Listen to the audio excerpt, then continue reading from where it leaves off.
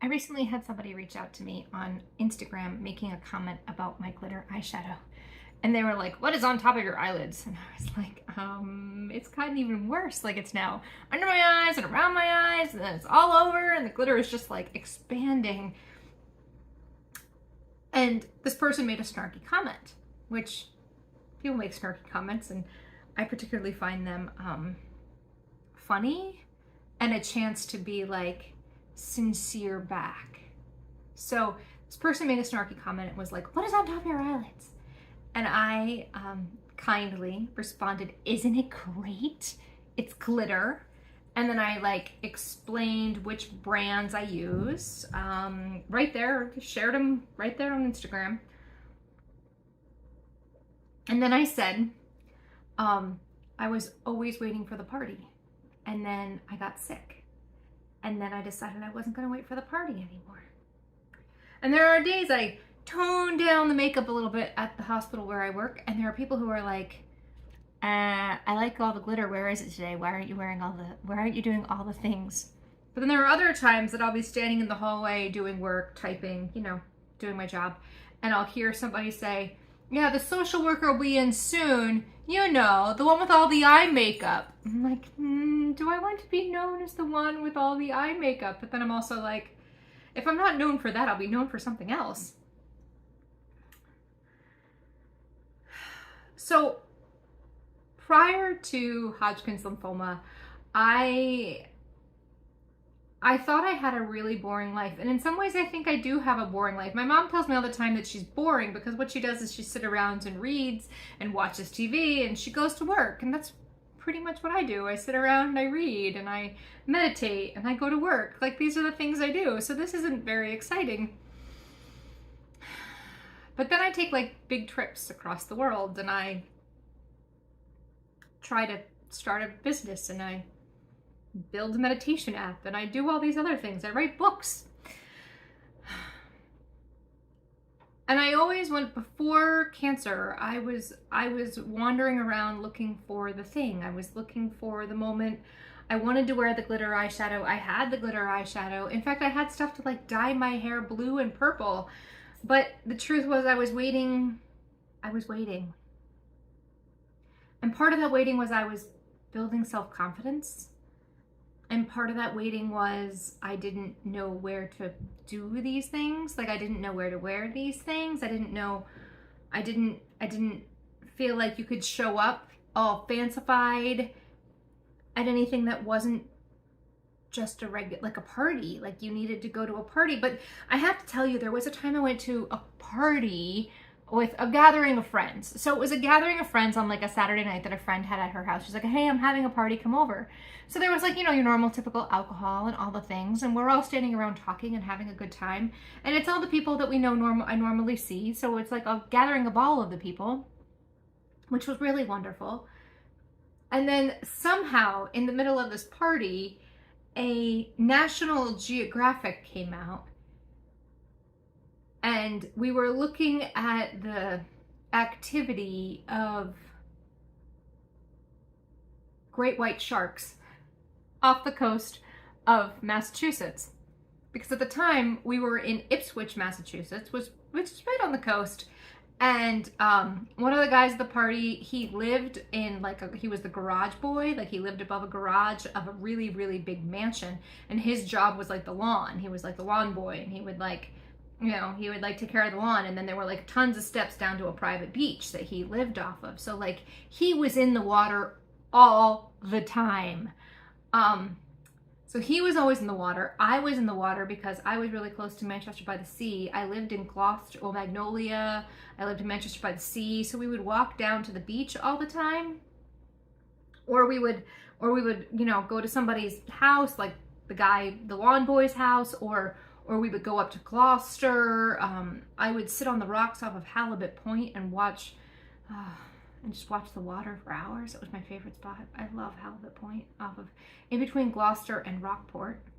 little side known fact that you actually don't need to know, but that movie where Ryan Reynolds is trying to stop working for Sandra Bullock and he, quote, goes to Alaska to meet her family as her employee, but doesn't he like give notice? I think he gives notice. Anyway, he has to pretend to be the fiance.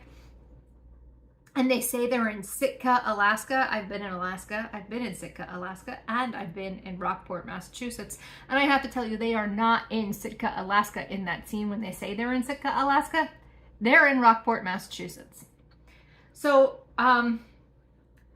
yeah, so I was at this party and we're standing around looking at this National Geographic, and the whole coastline off of Massachusetts and down into New Jersey, to be honest, is purple. It's all purple. And on the little scaly thing, it says that great white sharks are in the water all year round. Okay, so this is what we talk about, what I talked about when I was at a party, right? This is Kim Beam going to a party, which now I think is hilarious. I think it's really funny that at 20-something we're standing around looking at a National Geographic at a party. Can you tell I never went to one in high school? So I was always waiting. I was waiting for the moment. I was waiting for the time. I was waiting for the right event. And then the right kind of event would come along. A big schwanky event. Like I went to a wedding once that I call the psychotic wedding. It had 3 rooms of hors d'oeuvre stations and past hors d'oeuvres and an oyster bar and 3 open bars. And one of them was made out of ice. And anytime the bartenders put anything on it, it just slid right off. It was a giant wedding. I didn't wear sparkly eyeshadow at that wedding. I completely forgot. It would have been the perfect time to look the way that I look right now at that wedding. Only I didn't do it. I wimped out and I completely forgot. And then when I found it, I was disappointed. I'm like, oh, here's the sparkly glittery eyeshadow that I'm just wimping out and I'm not wearing. And then I got super sick. And when I say I got super sick, I mean, I got super sick.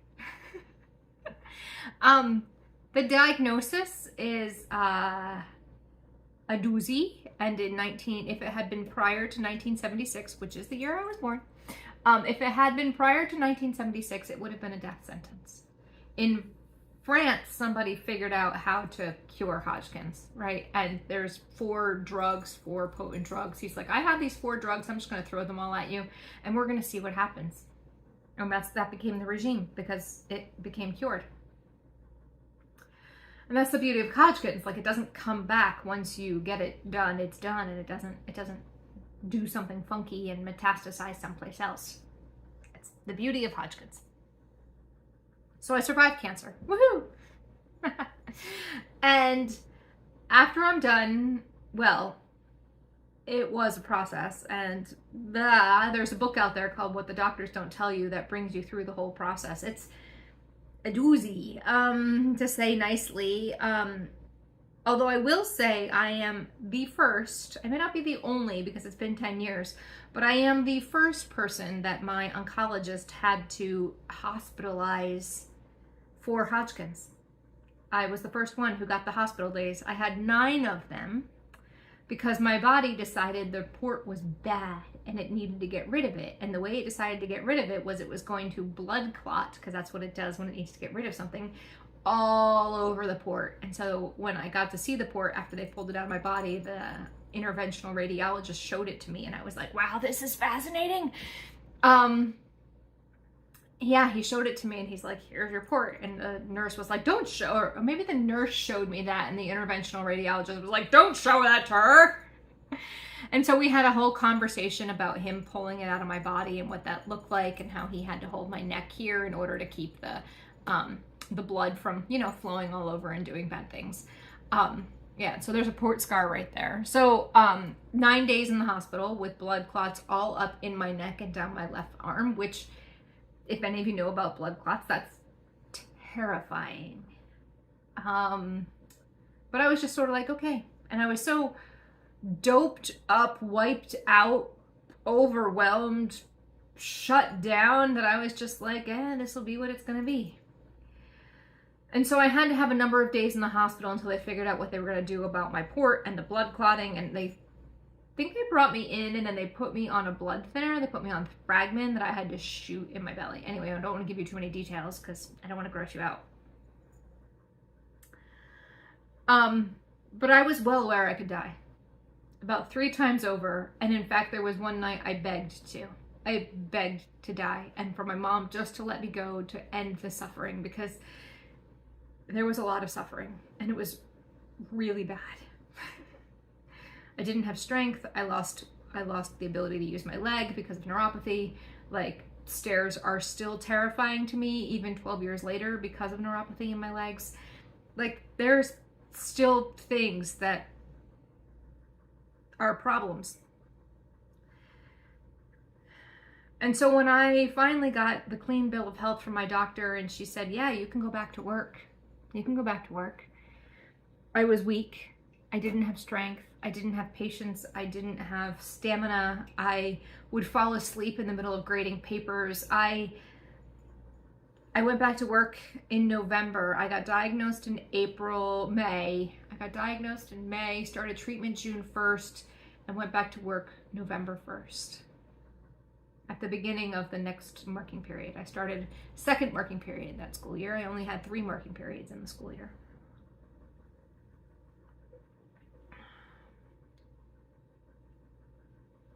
And after I was done and after I had faced, well, the scariest thing I had ever faced, which was, dying, I came out of that a different person.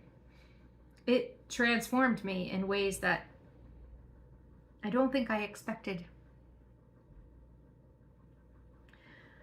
Besides losing my faith, it also made me realize, I'm gonna cry.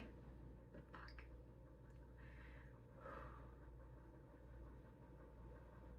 It made me realize today's a party. Today is a party. And tomorrow's a party. And if I get to see it the day after, is a party. Because I'm not waiting anymore. I'm not waiting for the party. I'm not waiting for the moment that it's okay to look overdone and a little bit, right? I can do that today. And I can make today fun and sparkly. And I can make today, just light and bubbly. Even if I'm not feeling light and bubbly, my makeup might make somebody else feel light and bubbly. And when I walk into a hospital and I look the way that I look, there are a lot of people who are like, I love your eye makeup. I love what you're doing. And I say thank you.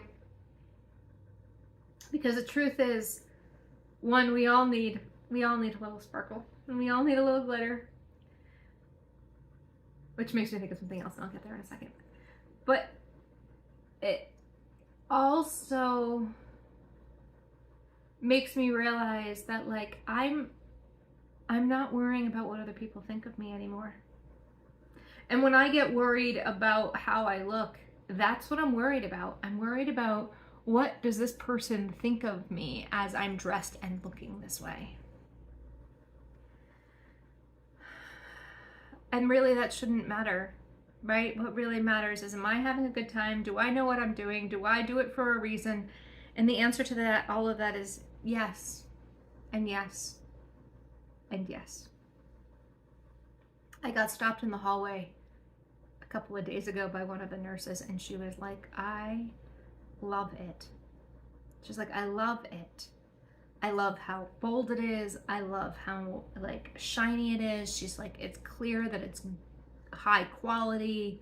She's like, it's clear that you are, like, doing this for a reason. She's like, I just love it. And I was like, thank you. It's a little bit of work, but not that much work. Like, I don't spend more than 10 minutes putting my makeup on in the morning. I spend probably longer than that taking it off. Maybe about that, taking it off. And it doesn't get in my eyes, as people always ask. And they're like, does it smear? Well, at the end of the night, yes. Especially if I rub my eye, that's a mess. But for the most part, no, it doesn't get in my eyes at all. I think it has but once. And it was shortly after somebody was like, doesn't it get in your eyes? And I was like, never. And then all of a sudden, boom, it was in my eye. And I was like, that's what I get. That's what I get for saying never. Yeah. I'm done with waiting for the party. I'm done with waiting. If I want something, I'm gonna go make it happen. And that's something that I like learned from cancer, because the scariest thing I have ever faced, honestly, is death. So what if somebody judges me? So what if somebody doesn't like me? Gosh, there are plenty of people in this world I don't like. So I'm sure that there are plenty of people in the world who won't like me. And you know what? That's okay. It's okay. I'm gonna be me. I'm gonna be me, and I'm gonna be true to me. And I'm gonna be authentically me. I had a student in one of my classes who loathed glitter. This is the thing I said I would come back to. He loathed it. He hated glitter. He hated everything about it, and he said it was the herpes of art class. And there was one day a student turned in this giant ass project filled with glitter, and I was like, ooh, thanks. And I went up to this kid's desk who came in the following period. So it was first period, the project get turned in. Second period, this kid was coming in. So I took this kid's project from first period and I went to this next kid's desk and I tamped it down, like dropped it a bunch of times. So all of this glitter just went all over the desk. It just like covered the desk completely. And they were freshmen in the room during this first period class, looked at me and said, what are you doing? And I said, the kid that comes in next period sits in this desk and he hates glitter. So I'm just like giving him a little. And they thought that was hilarious. So the kid comes in, backpack on over one shoulder, the way you do. And he walks up to the desk and he starts to put his backpack down on the desk, and he looks at the desk as he's doing so, and he swings it back around and like holds it up, and he carries it over to a chair on the side of the room and sits in a chair on the side of the room, which a lot of kids did, and I didn't really care. I was like, oh, you're sitting over there. But that day, I was like, hey, buddy, why aren't you in your desk? And he's like, Miss Beam, there's like glitter all over it. And then I got this look on my face, and he's like, you did this to me. I did. Which brings me to knowing who you are. He knew exactly who he was, and he wasn't afraid to share that. Does that mean it opened him up to a little bit of like ridicule? Yeah, a little. But it was like good natured and like lighthearted, and he knew I was being funny, and he was like, Beam, that's not funny. And I went over later and cleaned up the desk. And all the freshmen were sitting around waiting to see what was going to happen. Is he going to sit in the desk? And he didn't. He didn't. And they were sort of disappointed, and they went off to class.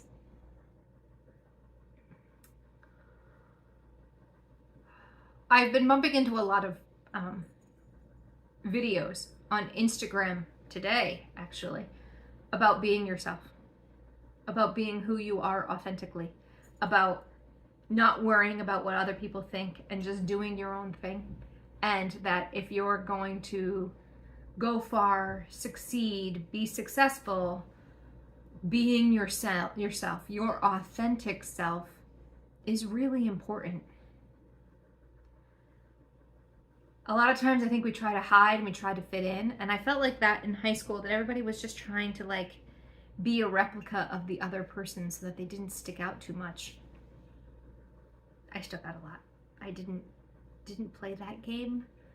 And I was known for speaking my mind. Apparently, I was known for speaking my mind because somebody told me that at a high school reunion. They're like, if I ever wanted to know an opinion on anything, I went to Kim Beam. But one of the things that I think is really important is for all of us to embrace who we are in this moment, as we are, without shame and without fear, and knowing somebody's going to say something negative, because everybody's got an opinion and everybody can share it, right? And I think it's great that everybody can share that opinion. But if I get a negative opinion, I am going to respond to it in kindness and love every time, because that negative opinion says more about the person who's giving it than it does about me. I've come to a place where I am content and I am okay and I am glittery and sparkly and maybe a little over the top. That's okay. I don't always do that, right? On a meditation retreat, I don't bother with any of this. On a Saturday afternoon where I just want to like curl up and sleep and meditate and not really do anything, I don't necessarily do all of this. But if I'm up and I'm going out and I'm going to see people and I'm going to have a day, I do this because it's fun. And I think at some level it's funny.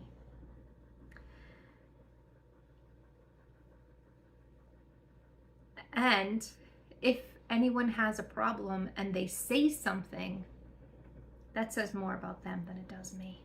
It says more about them and their desire to conform and their desire to fit in, and what about anybody else who doesn't do any of that. And so my encouragement today is to find the thing you love, the thing you've been a little hesitant to do because, well, who's going to say something or who's going to think something? And the answer to that is, it doesn't matter. Do you love it? Do you want to do it? Does it bring you joy? Does it make you happy? Does it fulfill you in some level? Who cares what people think? There are my thoughts for today. Thanks.